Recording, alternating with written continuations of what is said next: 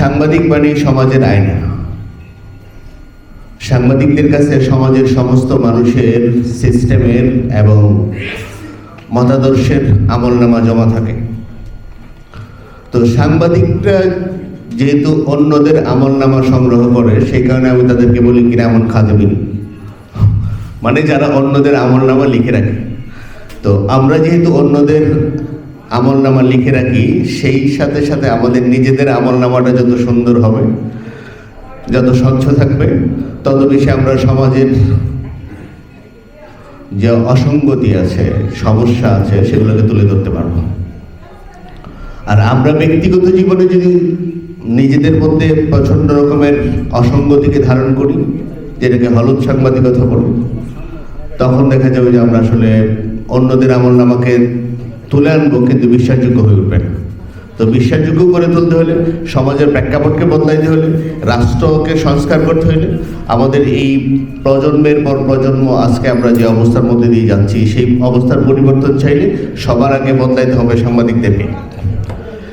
আমরা গত যে গণ অভ্যুত্থান, সেই গণ অভ্যুত্থানে আমরা একটা বিষয় খেয়াল করছি যে আমাদের এই শক্তি সবচেয়ে বেশি ছিল মিডিয়ার। কারণ যখন যা ঘটছে সেটা আমরা খুব তাৎক্ষণিকভাবে যে যেখান থেকে পারছে সেখানে সোশ্যাল মিডিয়ায় লাইভ করছে বা অন্যান্য কাজগুলো সচল ছিল, সেই কারণে অনেক কিছু সহজ হয়ে গেছে।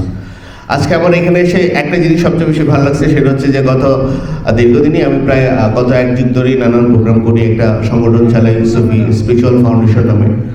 তো সেটা করতে যে অনেক প্রোগ্রাম হয় সারা বাংলাদেশেই।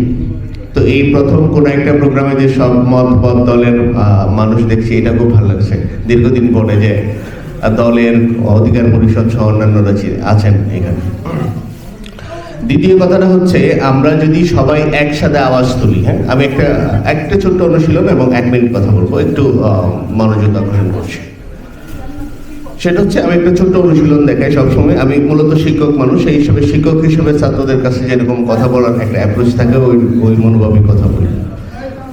তো আমরা যদি সমাজের অসঙ্গতিগুলোকে তুলে আনার চেষ্টা করি এবং ভালো কাজগুলো ছড়াই দিতে চাই, আমাদের শক্তিমত্তাকে ছড়াই দিতে চাই, তাহলে আমাদেরকে একযুগে একসাথে এক হয়ে কাজ করতে হবে। তো জাতীয় সাংবাদিক সংস্থার সদস্যরা, নির্বাহী কমিটি সহ লোকাল কমিটিগুলো পর্যন্ত সারা দেশের যত সাংবাদিকরা আছেন, সবাই যদি একযুগে এক বাক্যে একটা মিশনকে নিয়ে কাজ করেন, তাইলে সংস্থার যেরকম উন্নয়ন হবে, রাষ্ট্রের উন্নয়ন হবে, সামাজিক অসঙ্গতিগুলো দূর হবে এবং সমাজে শুদ্ধতার বা সৌন্দর্যের চাষ করাটা খুব সহজ হবে। ধরেন আমরা যদি সবাই এক আঙ্গুল দিয়ে একটা তালি দিই, তাহলে কেমন হবে? একটু দেন তো প্লিজ, সবাই দেন একটু প্লিজ। একটু জাস্ট এক্সারসাইজ হলো, আনন্দটা হলো। এবার 2 আঙ্গুল দিয়ে করেন, এবার 3 আঙ্গুল দিয়ে দেন, এবার 4 আঙ্গুল দিয়ে করেন, এবার পুরাটাই দেন। তো সমাজের কোনো অসঙ্গতিকে যদি আমরা একজনে তুলে ধরি, তাহলে এটা আসলে আওয়াজ পৌঁছায় না। যদি সেটা 2 জনে তুলে ধরে, তাহলে আরেকটু বেশি আওয়াজ হয়। যদি আমরা 5 জনে একসাথে তুলে ধরি, তাহলে সমাজটাকে পরিবর্তন করা এবং সমাজের সুন্দর একটা ভাইব্রেশন তৈরি করা অনেক সহজ এবং সুন্দর। তো আপনাদের সবার জন্য শুভকামনা এবং আজকের প্রোগ্রামের উদ্বোধন ঘোষণা করে আমি আমার বক্তৃতা এখানেই শেষ করছি। সবাই ভালো থাকবেন, নিরাপদ থাকবেন। আসসালামু আলাইকুম।